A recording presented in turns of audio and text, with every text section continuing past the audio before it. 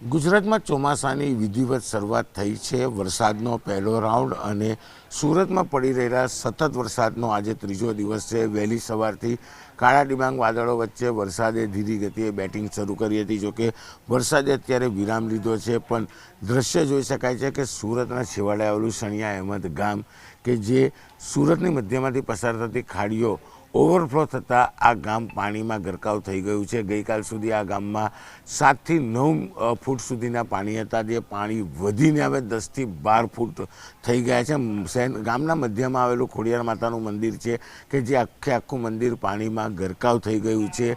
સુરત ગ્રામ્યમાં પડેલા વરસાદને લઈ સુરતમાંથી પસાર થતી ખાડીઓ ઓવરફ્લો થઈ છે, જેને લઈને આ પ્રકારનો નજારો સુરતમાં જોવા મળી રહ્યો છે। ખાસ કરીને સનિયા અહેમદ હોય, કુંભારિયા હોય, મગોબ હોય, લિંબાયત હોય, ઘોડાદરા હોય, તમામ જગ્યા પર પાણી જોવા મળી રહ્યું છે।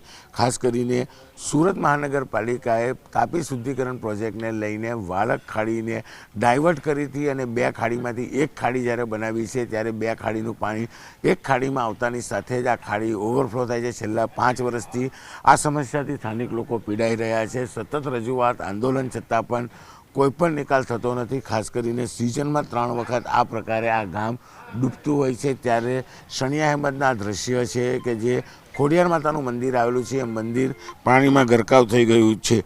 દ્રશ્ય જ ઘણું બધું કહી જાય છે કે સુરતમાં કયા પ્રકારની પરિસ્થિતિ છે। સતત ત્રીજે દિવસે વરસાદને લઈ સુરતના અલગ અલગ વિસ્તારોમાં પાણી જોવા મળી રહ્યું છે કે બોટના માધ્યમથી રેસ્ક્યુ ઓપરેશનો ચાલી રહ્યા છે। ગામના માજી સરપંચ છે તે તમામ વસ્તુ લોકો સુધી પહોંચાડી રહ્યા છે।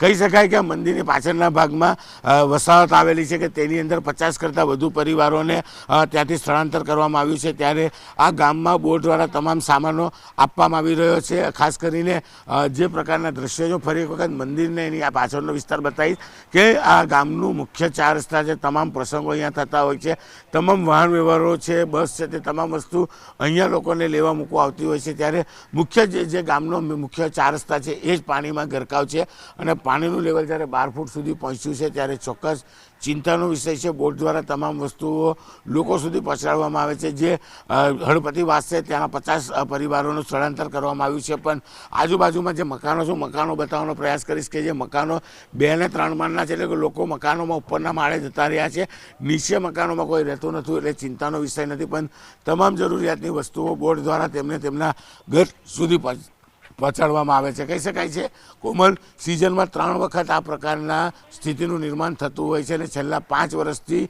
લોકો અહીંયા આ સ્થિતિમાં જ રહેતા જોવા મળી રહ્યા છે।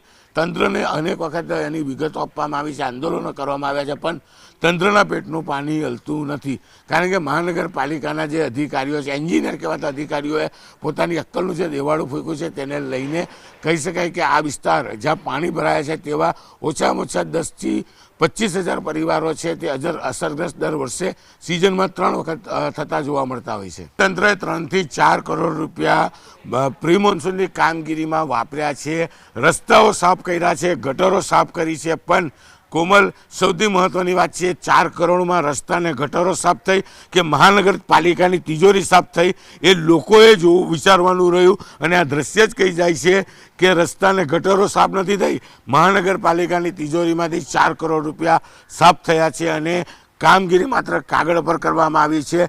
ખાસ કરીને આ વિસ્તારના ધારાસભ્ય દ્વારા પણ રજૂઆતો કરવામાં આવી હતી। કુમાર કાનાણીએ ખાડીની ખોદાઈ જે ડ્રેજિંગ કરવા માટેની વાત કરવામાં આવી હતી, તેને લઈને 250 કરોડનો ફંડ ગુજરાત સરકારમાંથી લાવવાની વાત કરી હતી, પણ કયા પ્રકારની કામગીરી કરી છે આ પાણી જ તમને બતાવી દે છે કે કેટલો મોટો ભ્રષ્ટાચાર થયો છે।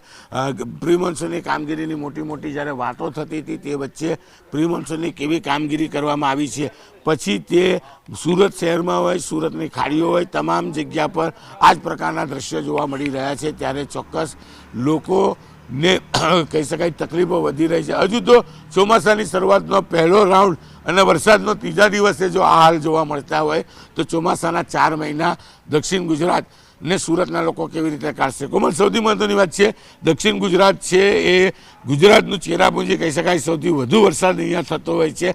ગયા વર્ષની વાત કરવામાં આવે તો નવસારીમાં 4 વખત, વલસાડમાં 3 વખત અને સુરતમાં 3 વખત ખાડી રેલને લઈને લોકોનું સ્થળાંતર કરવામાં આવ્યું હતું. લોકોની હેરાનગતિ થઈ હતી. ત્યારે ફરી એક વખત વરસાદ આવ્યો છે અને વરસાદના પહેલા જ રાઉન્ડમાં છેલ્લા 3 દિવસથી સુરતના બે હાલ થયા છે. અને સુરત વિશ્વમાં પોતાની કામ અને કાજને લઈને ઓળખાતું હતું. એ સુરતની ચોક્કસ સુરત વિશ્વમાં અત્યારે બગડી રહી છે. બિલકુલ, સરકાર દ્વારા દર વર્ષે મહાનગરપાલિકાને ખુલાસો માંગવામાં આવે છે, પણ મહાનગરપાલિકાના કમિશનર હોય કે મહાનગરપાલિકાના અધિકારીઓ, કારણ કે સરકાર કમિશનરને આદેશ આપે છે તમામ રિપોર્ટ આપવાનો અને આ સમસ્યા આવતા વર્ષે ઉદ્ભવેના તેના માટે કમિશનર અધિકારીઓને કહે છે અને અધિકારી કર્મચારીઓને કહે છે. એટલે કે અહીંયા તો ખો રમાય છે, ઊભી ખો રમાય છે કે બેઠી કોઈ ખબર નથી પડતી, પણ ચોક્કસ અહીંયા ખોખો રમાય છે અને આ ખોખોમાં સામાન્ય જનતા પીસાઈ રહી છે. દ્રશ્ય જોઈ શકાય છે કે અમારે અંદર જવું છે, અંદર જઈને લોકોની સમસ્યા જાણવી છે,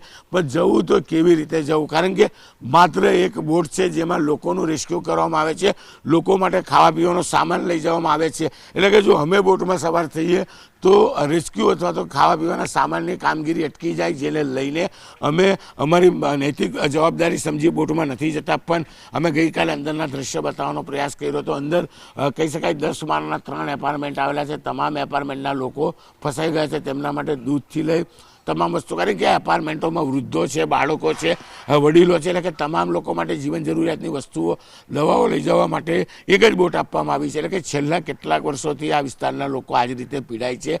સમસ્યાઓ મોટી છે. સમસ્યાઓ બાબતે દર વર્ષે બહુ મોટી મિટિંગો થાય છે.